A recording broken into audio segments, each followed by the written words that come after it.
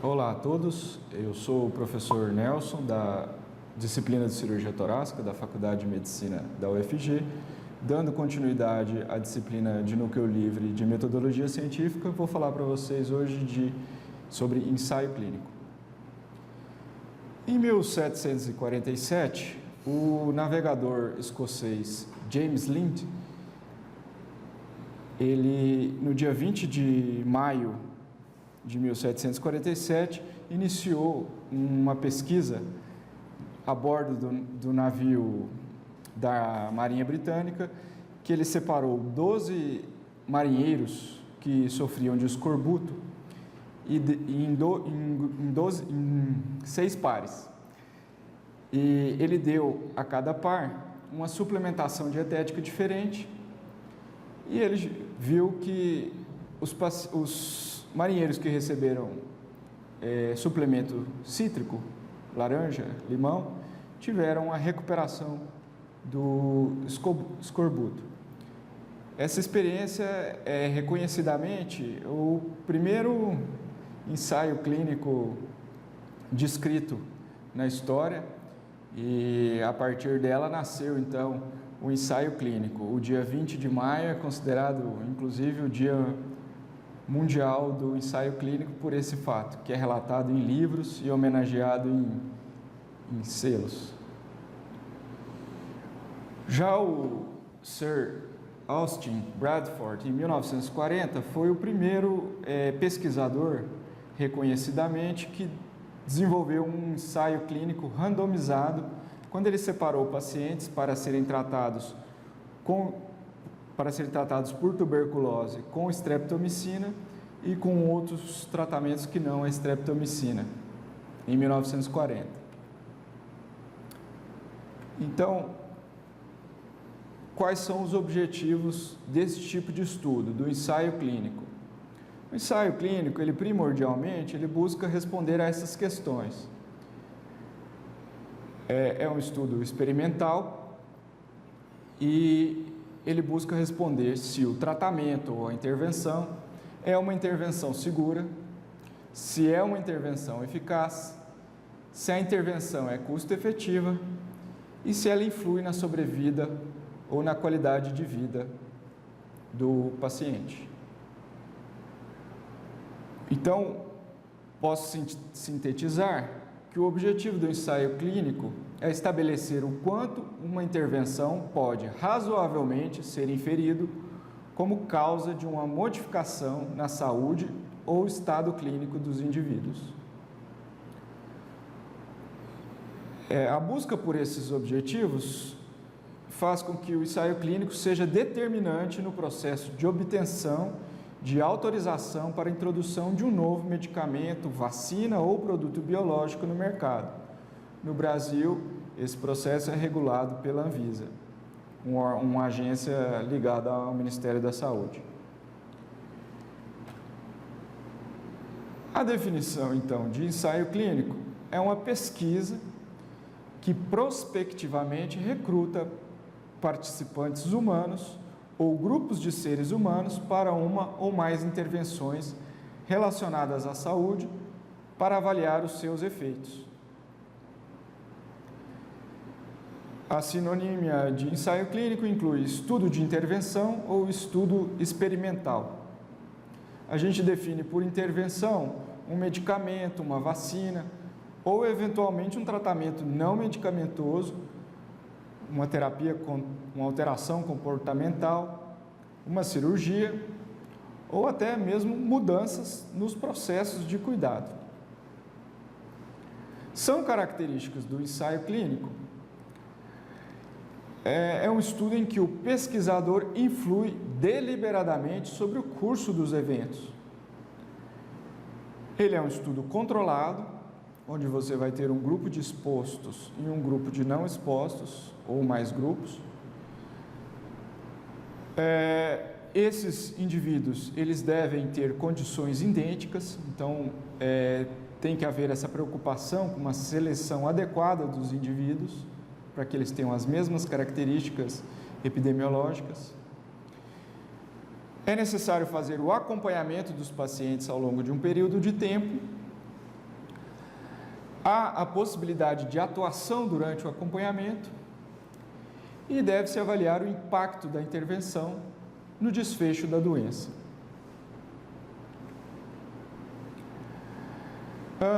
Os ensaios clínicos eles podem ser classificados em controlados por placebo ou ativamente controlados. Os ensaios clínicos controlados por placebos são realizados e admissíveis para aquelas doenças chamadas doenças órfãos de tratamento, aquelas doenças que ainda não têm um tratamento estabelecido. As doenças que já têm um tratamento estabelecido, eles são chamados, os estudos desenhados para estudá-las, de ativamente controlado, pois o controle é realizado com um grupo que recebe a medicação padrão, a medicação já conhecida. Um ensaio clínico pode ser aberto ou cego. O estudo aberto é aquele não randomizado e o estudo cego é aquele onde os pacientes são randomizados. Pode ser um estudo simples cego, duplo cego ou triplo cego, sendo que o estudo simples cego é aquele em que o paciente não sabe se ele está tomando a medicação padrão ou placebo ou a medicação testada. O estudo duplo cego, aquele em que o paciente e o médico ou o profissional de saúde que tem contato com o paciente não sabem qual é a medicação que está sendo dada para aquela pessoa participante da pesquisa. E o estudo triplo cego é aquele em que nem o paciente, nem o médico ou profissional de saúde e nem o responsável pela pesquisa sabem qual medicamento está sendo entregue a qual paciente, a qual sujeito de pesquisa. E os estudos de ensaio clínico, eles, para terem um poder maior de avaliação do desfecho e estabelecer essa causalidade, eles devem preferencialmente ser estudos multicêntricos, alcançando assim diferentes populações e diferentes realidades, diferentes, digamos assim, experimentações na vida real, no mundo real. As fases da experimentação ou do ensaio clínico. O ensaio clínico, classicamente, ele é dividido em fases. Essas fases envolvem desde a fase pré-clínica até a fase 4. Então, você pode separar aqui a fase pré-clínica, né, em que você ainda vai escolher o alvo do seu objeto de pesquisa, né? Você vai, em seguida, passar para as fases ainda chamadas de desenvolvimento da pesquisa inicial, fase 1 e fase 2. A fase 3 já é a pesquisa clínica propriamente dita, e a fase 4 já são os estudos de comercialização.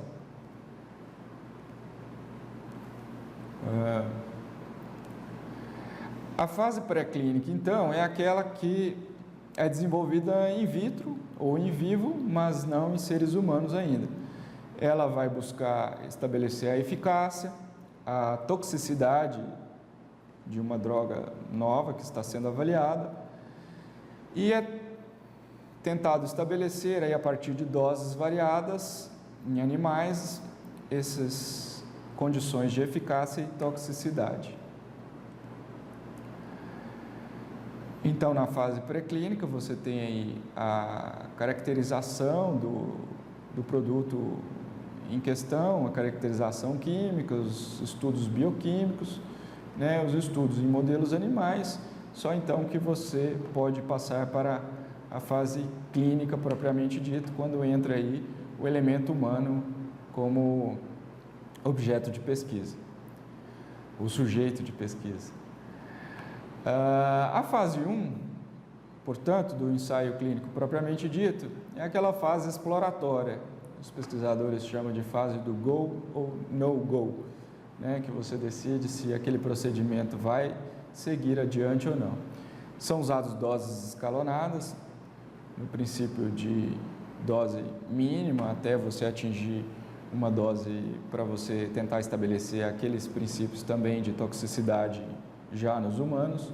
São estudos com um grupo pequeno de indivíduos, de 10 a 15 sujeitos sadios. E aí então você passa para a fase 2, que assim como a fase 1 ela não é randomizada, você vai tentar estabelecer o limite de dose segura e você vai recolher dados sobre farmacodinâmica e farmacocinética. Já são estudos com 20 a 100 indivíduos que normalmente são até ressarcidos por esse estudo, voluntários, mas ressarcidos.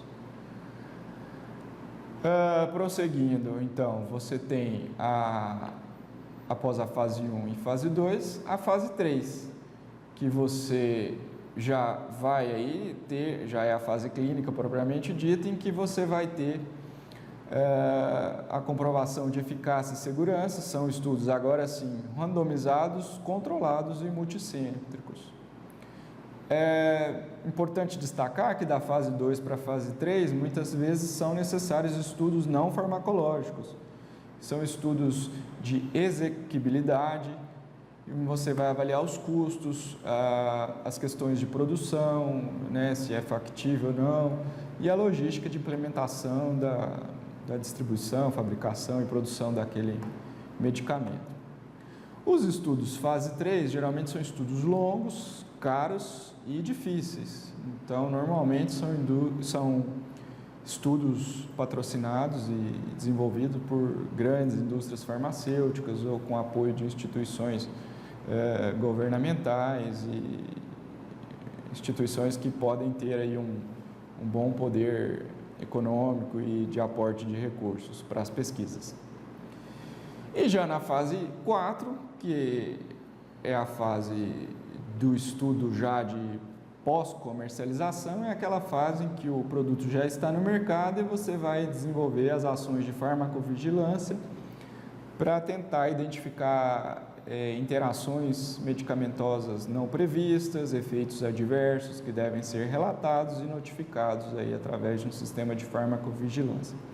Todos esses princípios são descritos e guiados aí no Guia de Investigação de Novas Drogas do FDA.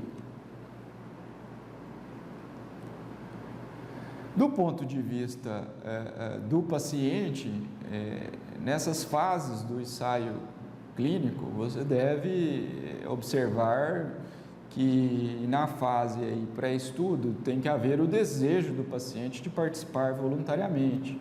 É muito importante o processo do consentimento esclarecido, que deve ser um processo, não somente um documento que ele vai ali e assina.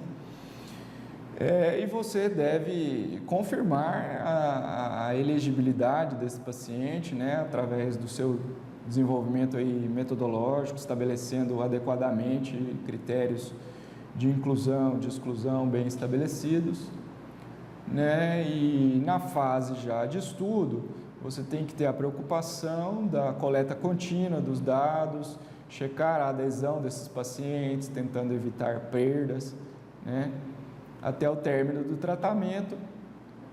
E no pós-estudo você vai continuar tendo às vezes o contato, o segmento desses pacientes para poder aí enriquecer as informações e o resultado do seu estudo. O ensaio clínico randomizado, então, ele se caracteriza, né, a randomização se caracteriza por essa alocação ao acaso dos indivíduos, dos sujeitos de estudo. Ele é o desenho de pesquisa clínica padrão ouro para determinar o efeito de uma terapêutica, que ele tem a característica de fazer um estudo ao longo de um período de tempo. Ele é um estudo experimental de desenho prospectivo, controlado e randomizado. Deve haver uma distribuição homogênea dos fatores que podem influenciar o resultado, e isso você consegue através exatamente da randomização, dessa alocação ao acaso. Essa alocação ao acaso foi proposta em 1923 por Ronald Fisher, que é considerado o pai da estatística e da metodologia científica, de certa forma. E é recomendado também o procedimento de ocultação ou mascaramento, que é a característica do estudo ser cego, duplo cego, triplo cego, para tentar reduzir os viés de expectativa, quando o paciente sempre ele tem ali é natural que ele tenha a tendência a querer sempre o que é de mais novo, o que é de mais tecnológico. Então muitas vezes, se ele souber que ele está tomando ali a medicação testada, ele pode ter um efeito de acreditar que ele está tendo um tratamento mais eficaz e se sentir melhor e relatar isso durante as coletas de dados aí do estudo. Delineando então o estudo clínico randomizado cego, você vai ter aí etapas para você fazer o seu desenho de pesquisa, né? No primeiro passo, você tem que elaborar a questão da pesquisa, você parte então para o plano de estudo e em seguida esse estudo vai ser realizado. A questão científica é a chave do ensaio clínico, como toda pesquisa clínica. Ela deve ser o mais completa possível, e quanto mais precisa e completa, melhor será o desenho experimental, melhor será a estratégia analítica e o desfecho terá uma força maior. Para atingir esse objetivo, é necessário que se faça um aprofundamento na literatura, é necessário que o pesquisador tenha um bom entendimento de todas as perguntas e respostas que se espera durante o estudo, e é muito importante você estar bem ciente, bem confortável em transitar sobre que ponto que se situa o conhecimento na literatura a respeito daquele assunto, daquele tema que está sendo investigado. É necessário determinar a doença a ser tratada, a população a ser estudada tem que ser bem estabelecida, qual é a população, qual é o grupo de indivíduos que eu vou abordar na minha pesquisa, né? As características do tratamento têm que ser bem estabelecidas, né? Vai ser por dose única diária, vai ser por várias doses, é injetável, é medicação oral, como que vai ser essa distribuição, essa administração desse medicamento, vai ser assistida, o paciente vai levar essa medicação para casa, como é que vai ser isso? Você precisa identificar qual é o seu desfecho de interesse, o que você espera como resultado dessa pesquisa, né? Isso você vai estabelecer no seu objetivo específico, né? Tentando dar essa resposta a essa questão científica, e essa pesquisa precisa ter uma aplicabilidade no mundo real, né? Precisa ser uma pesquisa factível. Portanto, reforçando, são fatores relevantes o embasamento em literatura da área, e é necessário haver uma clareza do papel da pesquisa na continuidade e no avanço científico. É o que os pesquisadores chamam de research continuum. E é preciso estabelecer bem qual é o propósito social, qual é a devolutiva que a sociedade vai ter com o desenvolvimento dessa pesquisa. São bem conhecidos na pesquisa clínica, então os acrônimos aqui para estudar, para ajudar a estabelecer que você atinja esses objetivos, né, que é o FINER e o PICO. O FINER é um acrônimo para factível, interessante, a temática deve ser nova, a pesquisa deve ser ética e deve ser relevante. Esses critérios foram estabelecidos em estudos, assim como o PICOT, que é digamos assim, o checklist em que você deve pensar na população a ser estudada, na intervenção que você vai realizar, nos grupos de comparação, quem será seu grupo de controle, qual é o desfecho esperado e qual será o tempo do estudo, o tempo do ensaio, né? Resumindo, o passo a passo, então, para delinear o estudo clínico randomizado cego, você vai selecionar a amostra adequada, medir as variáveis preditoras,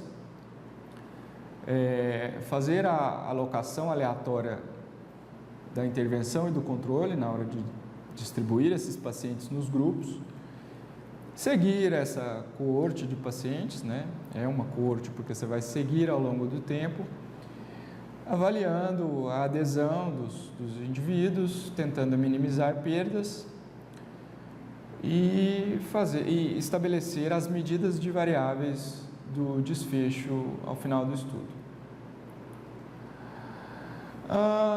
Falando rapidamente sobre os vieses e limitações do ensaio clínico, o principal deles, uma crítica que os estudos recebem, é que a associação não necessariamente implica em causalidade. A primeira crítica para os ensaios clínicos. Por exemplo, um exemplo muito citado é que em dias de calor, sabe-se que o aumento do consumo, há um aumento do consumo de sorvete e há um aumento do número de afogamentos, mas não necessariamente o fato da pessoa ir lá e tomar um sorvete vai deixar ela suscetível ao afogamento. Aqui em dias de calor, as pessoas compram mais sorvete, as pessoas vão mais para a piscina, para rios, para o mar. Então, assim, há uma associação, mas não há nenhuma nexo de causalidade entre os dois fatos. Outra crítica que o ensaio clínico é um método hipotético dedutivo, então ele busca sempre estabelecer uma hipótese e essa hipótese você tenta dizer se ela é uma hipótese falsa. Então você trabalha com falseabilidade e sempre pode haver uma outra hipótese alternativa que você não tenha pensado, uma hipótese alternativa que você não tenha estabelecido, que possa ser a real causa, a real explicação para aquele desfecho, para aquele resultado da pesquisa. Então, isso é um fator de viés. Outra crítica muito colocada sobre os ensaios clínicos é que são estudos caros, são estudos que demandam você fazer um acompanhamento muito de perto do paciente, exames laboratoriais, exames de imagem, outro tipo de exame que aumenta o custo, que traz um custo que tem que ser levado em consideração. Outra crítica é que muitas vezes o estudo é desnecessário, a medicação já é usada há muitos anos, já é de benefício sabido, comprovado, mas muitas vezes, mesmo para medicações para tratamentos já bem estabelecidos, é necessário você fazer uma comprovação, uma ampliação do seu conhecimento acerca daquele tratamento, né? Então, o ensaio clínico ele é um estudo bem interessante para essa ampliação de conhecimento sobre o tratamento, mesmo que seja já um tratamento conhecido, estabelecido.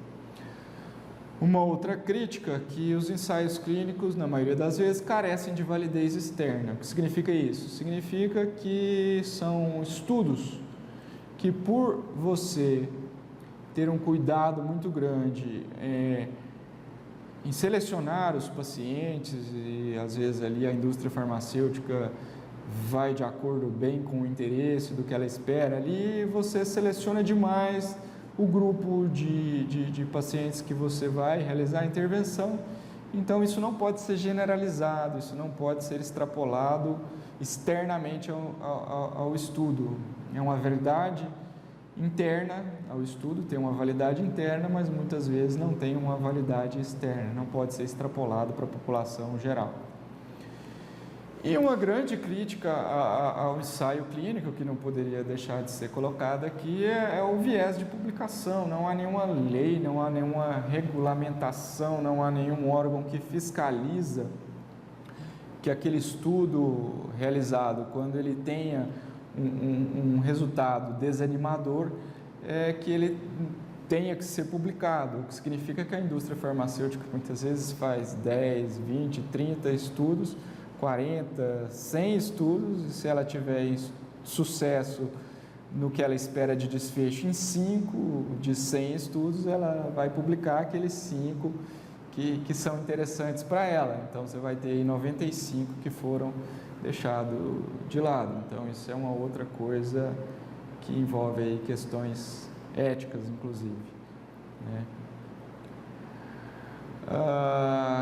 Dentre as questões éticas, é necessário pensar se esse resultado é clinicamente relevante. Então, você não vai estabelecer um ensaio, um desenho de um estudo clínico para questões fúteis, né? Para uma questão que não tem uma relevância clínica. Ou mesmo você, às vezes, pode obter um resultado positivo dentro de um desfecho que você esperava, estatisticamente significante, mas aquilo ali não tem um resultado prático, não tem um impacto efetivo na qualidade de vida do paciente. Então, esse resultado não é clinicamente relevante. É necessário checar se esse estudo não vai trazer nenhum prejuízo aos participantes. Inclusive, os órgãos regulatórios não admitem que o paciente tenha nenhum gasto com o estudo, o paciente não deve arcar com consultas, com exames, até mesmo com transporte, ele deve ser ressarcido se ele tem que se deslocar para ir ao hospital para fazer aquele exame, né? Então, isso tem que ser levado em consideração. E essas questões científicas, a questão da pesquisa, ele tem que fazer parte de um debate, né? Genuíno da comunidade científica. Tem que ser uma questão que vai trazer um acréscimo para aquele contínuo da pesquisa científica, que vai trazer uma informação relevante aí para o desenvolvimento da ciência. Essas são nossas referências bibliográficas. São, na maior parte, livros que você encontra aqui na biblioteca da UFG. E muito obrigado pela atenção, e estaremos juntos aí na parte prática do nosso curso. Muito obrigado.